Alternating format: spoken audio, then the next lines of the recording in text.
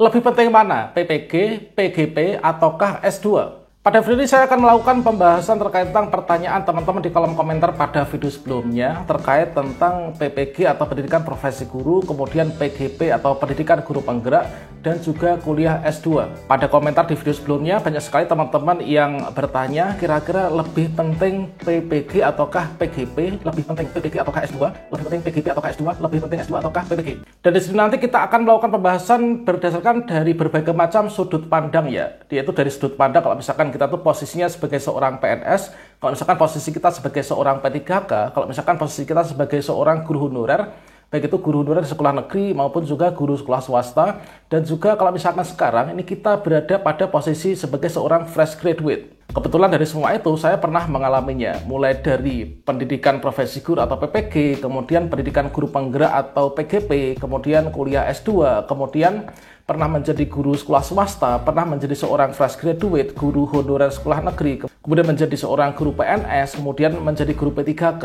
Kira-kira lebih penting mana antara PPG, PGP, ataukah S2? Selengkapnya silahkan simak video ini sampai selesai. Oke sobat-sobatnya, di sini kita bahas dulu untuk syarat dan juga manfaat ya dari S2, kemudian PGP dengan PPG. Kita posisikan diri sebagai seorang PNS, P3K, guru honorer, dan juga fresh graduate. Dan di sini saya melakukan pembahasan berdasarkan dari pengalaman dan juga peluang kemungkinan untuk kedepannya. Oke, untuk yang pertama, kalau misalkan saat ini teman-teman tuh posisinya sebagai seorang guru PNS misalkan. Nah, di sini kita cek dulu untuk S2 dulu ya. Kalau misalkan teman-teman ingin mendaftar ke S2, maka di sini kita tuh harus memenuhi persyaratan ya. Kalau misalkan seorang guru PNS ingin ikut kuliah S2, itu harus memenuhi beberapa persyaratan. Nah, di sini tentunya untuk persyaratan tersebut itu sesuai dengan jenis kuliah yang nanti akan diambil. Apakah nanti dibiayai oleh beasiswa ataukah nanti kuliah secara mandiri. Kalau misalkan teman-teman itu di sini kuliah S2-nya itu adalah dibiayai oleh beasiswa, misalkan saja sekarang ini yang sedang buka itu adalah BPI ya, atau beasiswa pendidikan Indonesia yang diberikan oleh Kemdikbudristek melalui jalur pendidik dan juga tenaga kependidikan. Kalau misalkan teman-teman tuh kuliahnya S2 itu dari beasiswa full, artinya di sini nanti teman-teman itu akan mendapatkan tugas belajar atau istilahnya tuh tubel ya. Jadi untuk bisa ikut beasiswa S2 yang dibiayai seperti itu, maka di sini kita akan diberikan surat tugas belajar dari BKPSDM masing-masing, dan untuk mencapai ke sana itu kita harus ikut seleksi. Ikut seleksi di perguruan tinggi tujuan, yang tentunya tujuan itu harus masuk dalam salah satu list perguruan tinggi tujuan yang dibiayai oleh beasiswa itu ya.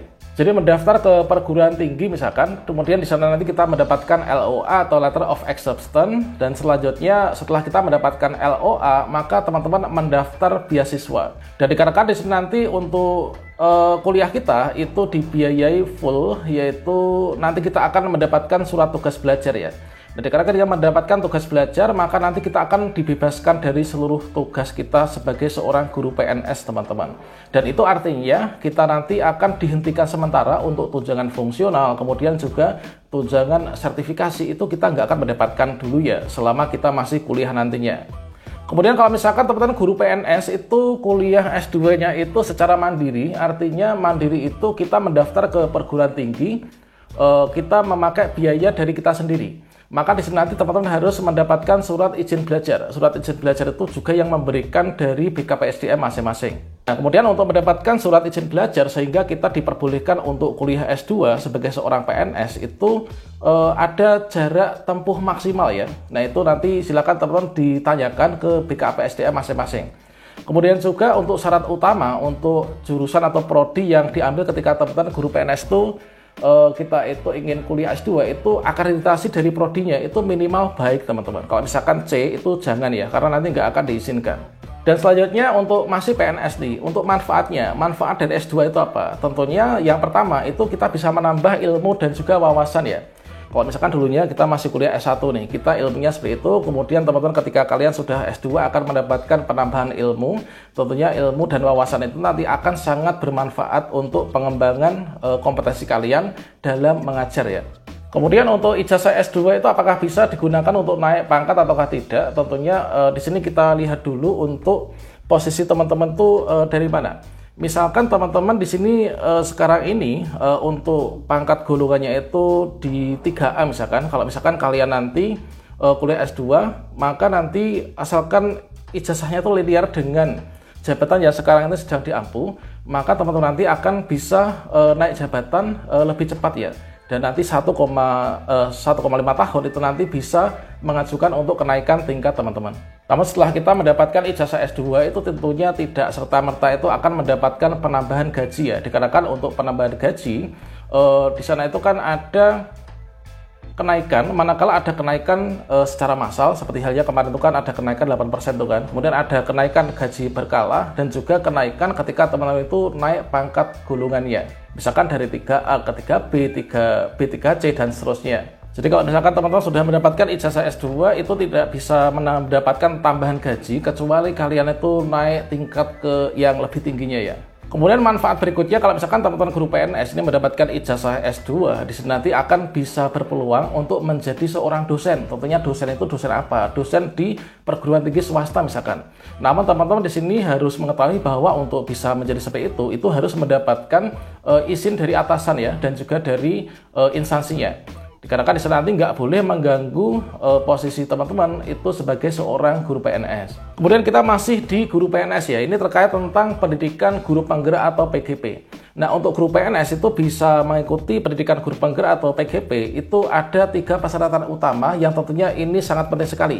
Yang pertama, masa kerja itu biasanya minimal 5 tahun ya, sehingga kalau misalkan masa kerjanya kurang dari 5 tahun, ya kita nggak akan bisa nih masuk. Kemudian juga teman-teman harus masuk di daerah sasaran untuk pembukaan pendaftaran guru penggerak pada gelombang tersebut.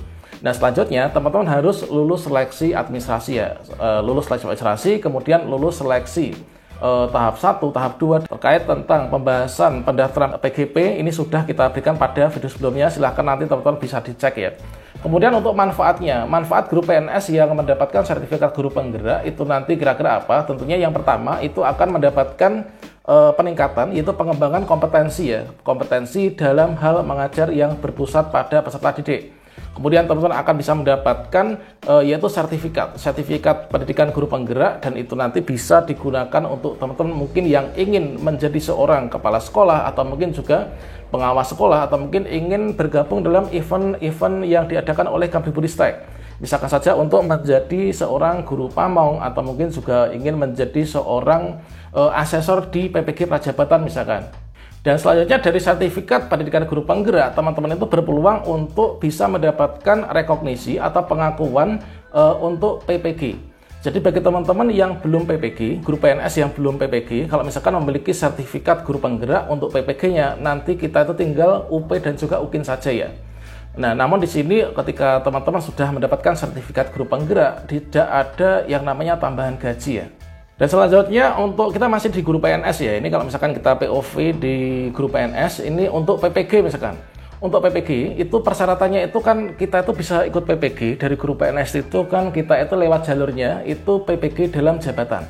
Jadi guru-guru yang sudah dalam jabatan, yang sudah mengajar, di sini kita akan ikut PPG dalam jabatan. Namun ada persyaratan untuk kita itu bisa ikut PPG ini, yaitu kita harus memenuhi syarat. Untuk syarat-syaratnya apa, ini sudah kita bahas pada video sebelumnya, diantaranya kita aktif di Dapodi, kemudian kalau dulu tuh ada NUPTK, sekarang sepertinya itu nggak diwajibkan ya. Kemudian berikutnya kita harus melakukan pendaftaran nih. Kalau misalkan kita sebagai guru PNS ini ada pendaftaran PPG tapi kita nggak melakukan pendaftaran, maka sampai kapanpun ya kita nggak akan berangkat PPG dalam jabatan ya. Dan kemudian juga teman-teman nanti harus lulus seleksi administrasi. Untuk di tahun ini di sini adalah kita tuh hanya lulus seleksi administrasi, nanti insya Allah akan segera dipanggil PPG. Kalau misalkan di tahun-tahun sebelumnya itu kan harus lulus seleksi administrasi dan juga lulus seleksi akademik ya. Kemudian manfaatnya, untuk manfaatnya ketika guru PNS ini mendapatkan sertifikat PPG ataupun juga kita lulus PPG, tentunya yang pertama kita mendapatkan sertifikat pendidik atau serdik.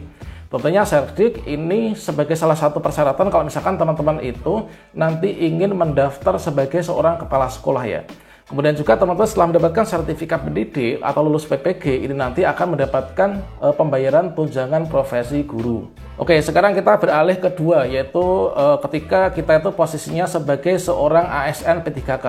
Nah, untuk S2 ya, untuk S2 itu untuk teman-teman P3K, untuk persyaratannya itu saya rasa sama ya. Jadi kita itu kalau misalkan teman-teman itu kebetulan mendaftar ke S2, kemudian kalian sudah dapat LOE, kalian itu ikut seleksi pendaftaran beasiswa pendidikan Indonesia misalkan, atau mungkin yang dibiayai lain, misalkan LPDP atau apa, maka teman-teman nanti akan bisa ikut di sana.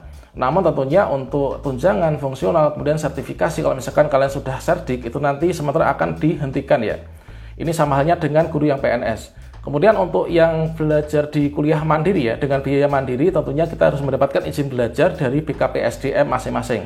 Dan tentunya untuk mendapatkan surat izin belajar kita melakukan pendaftaran, kemudian jarak tempuh itu maksimal juga diperhitungkan. Kemudian untuk akreditasi program studi itu wajib terakreditasi minimal baik ya. Dan selanjutnya untuk manfaat ijazah S2 bagi guru P3K itu kira-kira apa?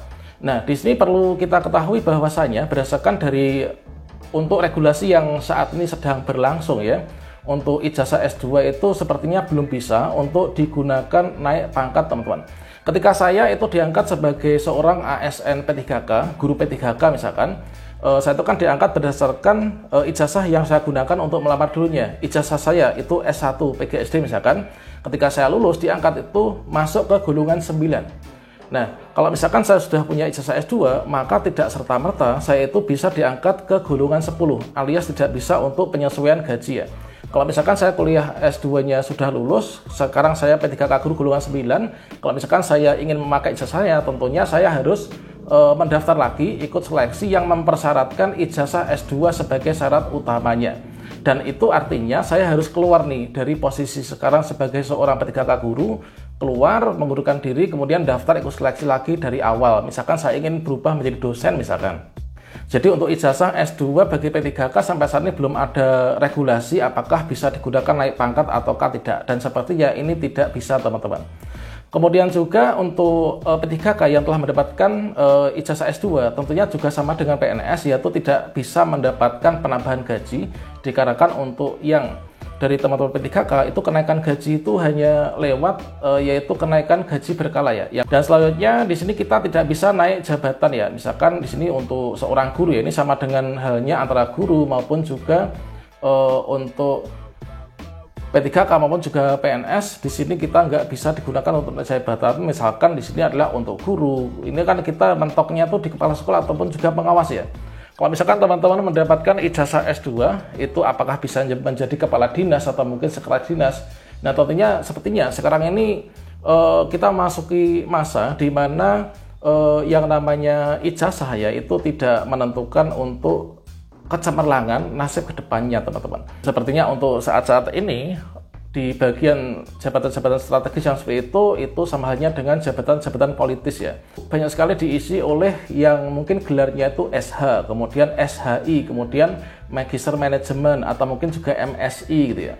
Kemudian manfaat berikutnya tentunya teman-teman nanti bisa kalau misalkan ingin sudah mendapatkan ijazah S2 ya, kalau misalkan ingin menjadi seorang dosen swasta misalkan. Namun di sini harus mendapatkan izin nih dari atasan dan juga dari BKPSDM-nya.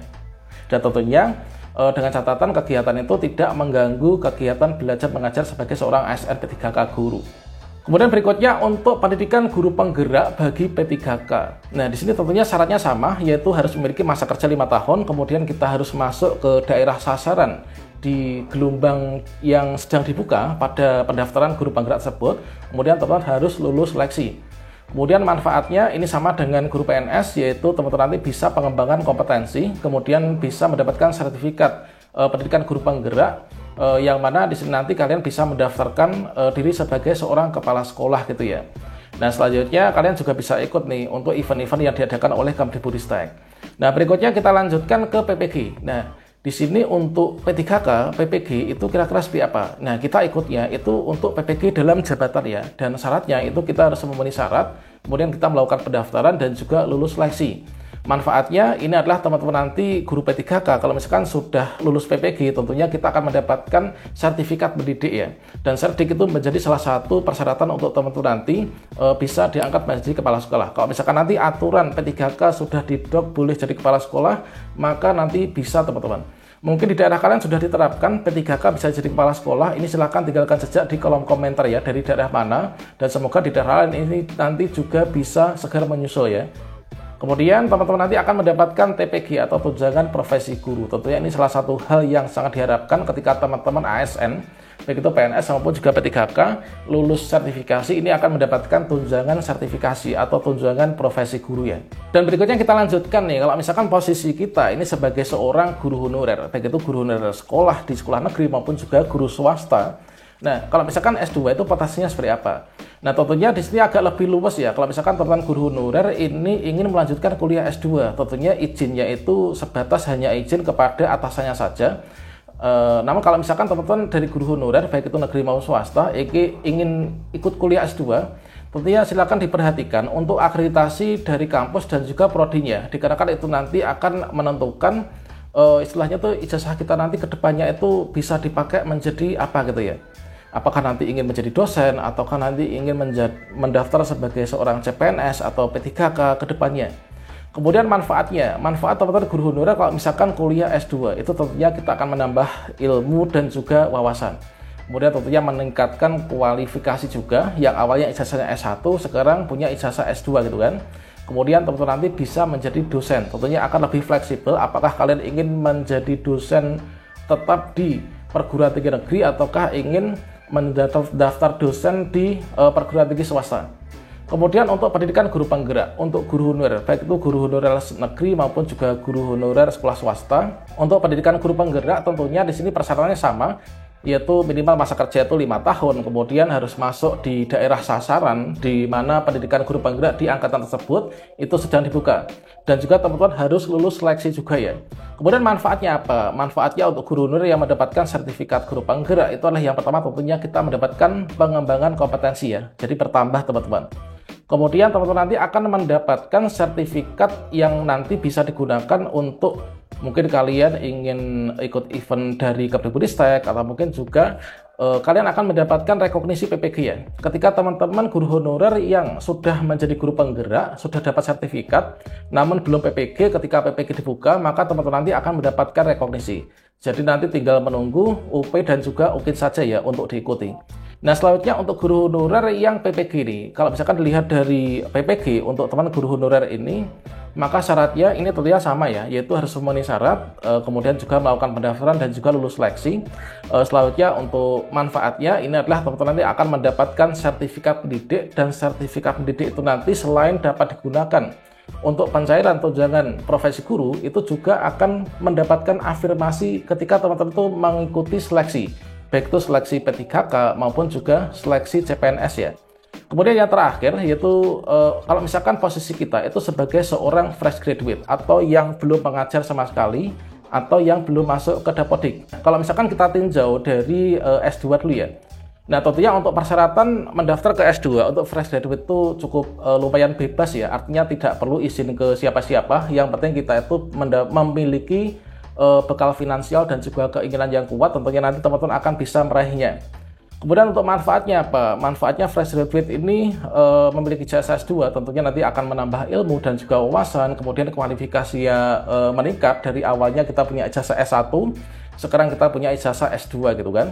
Jadi nanti kalian bisa mendaftar sebagai seorang dosen, baik itu PNS, P3K maupun juga dosen tetap di perguruan tinggi negeri atau mungkin juga di perguruan tinggi swasta. Kemudian untuk PGP atau pendidikan guru penggerak, untuk fresh graduate itu tidak bisa mendaftar pendidikan guru penggerak. Dikarenakan apa? Dikarenakan tidak memenuhi syarat, karena syarat utama pendidikan guru penggerak itulah harus terdaftar di Dapodik ya. Kalau misalkan fresh graduate itu kan tidak ya, apalagi masa kerja kan belum punya ya. Sehingga di sini belum bisa mendaftar ke PGP dan juga di sini kita nggak bisa mendapatkan manfaatnya. Kemudian berikutnya untuk fresh graduate, kalau misalkan ditinjau dari PPG, ini kira-kira seperti apa? Nah, untuk teman-teman yang fresh graduate ini untuk PPG itu bisa mendaftar. Silahkan mendaftar saja ya. Namun di sini teman-teman harus mengetahui untuk yang fresh graduate di sini nanti mendaftar PPG-nya itu melalui jalur PPG Prajabatan. Nah, asalkan teman-teman nanti memenuhi persyaratan, yaitu batas usia kurang dari 32 tahun, IPK 3,00 dan lain sebagainya, maka di sini nanti teman-teman bisa mendaftar ke PPG Prajabatan ya. Nah ini, kemudian nanti melakukan pendaftaran, selanjutnya nanti teman-teman akan lulus seleksi. Kemudian manfaat ketika teman-teman fresh graduate ini mendapatkan sertifikat pendidik atau lulus PPG Prajabatan, maka teman-teman nanti akan mendapatkan sertifikat pendidik ya. Dan tentunya nanti akan bisa memberikan afirmasi ketika teman-teman di sini mendaftar ke CPNS Guru maupun juga mendaftar ke P3K Guru. Dan tentunya nanti akan bisa sebagai syarat pencairan tunjangan profesi guru atau tunjangan sertifikasi ketika teman-teman nanti sudah mengajar ya. Baik sebagai seorang ASN ketika lulus seleksi maupun juga ketika teman-teman mengajar di sekolah-sekolah swasta. Nah itu teman-teman. Jadi dari pembahasan kita terkait tentang kalau posisi kita sebagai seorang PNS, P3K, guru honorer, fresh graduate, ditinjau dari mana yang lebih penting, apakah S2, PGP, ataukah PPG, maka di sini kita bisa mengambil kesimpulan nih. Kesimpulannya gimana? Jadi kuliah S2 itu bisa ditempuh oleh siapa saja. Artinya PNS, P3K, guru honorer ini bisa menempuh asalkan mendapatkan izin ya. Kemudian bisa juga ditempuh oleh teman-teman yang fresh graduate, yang ini meningkatkan kompetensi dan juga mungkin punya jangkauan yang lebih luas ya ke depannya. Kemudian untuk PPG atau pendidikan profesi guru, maka di sini nanti teman-teman yang PNS, P3K dan juga guru honorer nanti bisa ikut PPG dalam jabatan ya. Kemudian untuk yang fresh graduate di sini adalah karena nggak terdaftar di Dapodik, maka teman-teman bisa mengikuti PPG prajabatan. Kemudian untuk PGP atau pendidikan guru penggerak, ini bisa ditempuh oleh teman-teman yang berstatus guru PNS, guru P3K, dan juga guru honorer ya. Tentunya harus memenuhi persyaratan yang tadi kita sudah sebutkan di atas tadi. Nah, berdasarkan dari pembahasan kita dan juga dari kesimpulan yang sudah kita sampaikan ini, berarti kira-kira lebih penting mana? PPG, PGP, ataukah S2? Nah, di sini kita diambil dari posisi ya, dan tentunya teman-teman memiliki urgensi masing-masing. Ini nanti kedepannya tuh cita-citanya ingin menjadi apa nih dia. Kalau misalkan di sini posisi saya ini sebagai seorang PNS misalkan, sebagai seorang guru PNS, maka di sini kalau misalkan cita-cita saya itu sebagai nanti ingin menjadi seorang kepala sekolah atau mungkin ingin menjadi seorang pengawas sekolah, maka teman-teman bisa mengambil ketiganya ya, baik itu PPG, kemudian PGP maupun juga kuliah S2. Namun untuk mendaftar ke KS itu hanya perlu PPG dan juga PGP saja teman-teman. Dikarenakan syarat utama kepala sekolah untuk sekarang ini itu adalah yang penting memiliki sertifikat guru penggerak, kemudian sertifikat pendidik, kemudian untuk PNS itu pangkat minimal 3B, kemudian pangkat untuk P3K itu minimal golongan 9 ya atau ahli pertama.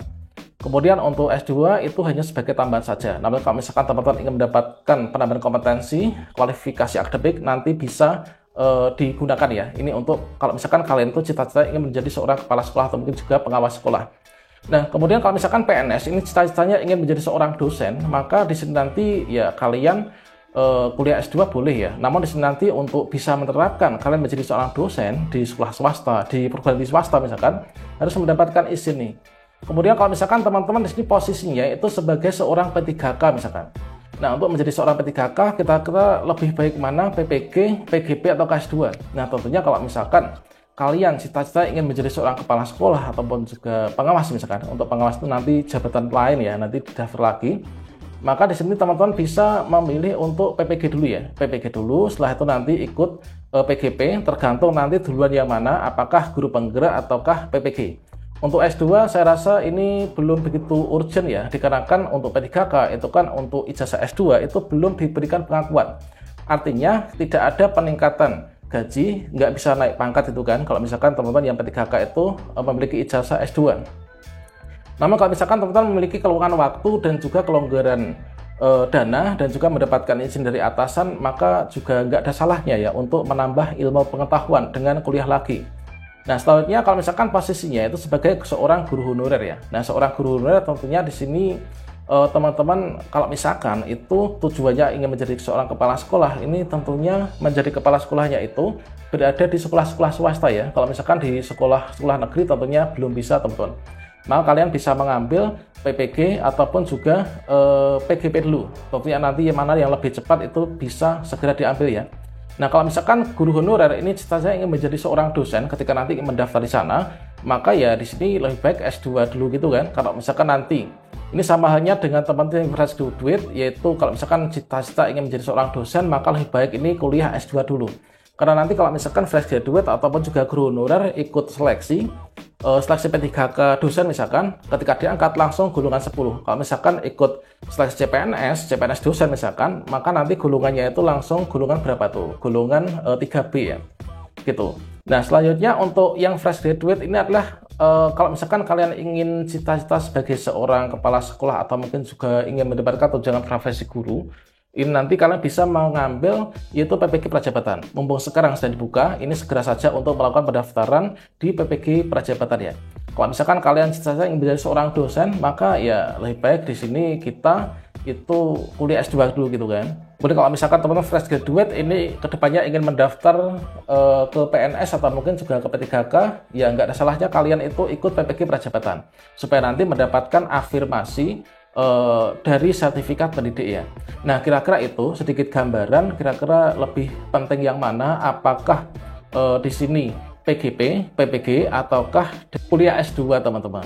Jika mungkin dari pembahasan saya ini ada kekurangan, silahkan kalian tambahkan di kolom komentar di bawah ini. Kalau misalkan masih ada pertanyaan, silahkan teman-teman tinggalkan jejak di kolom komentar ya. Demikian, semoga bermanfaat. Wassalamualaikum warahmatullahi wabarakatuh.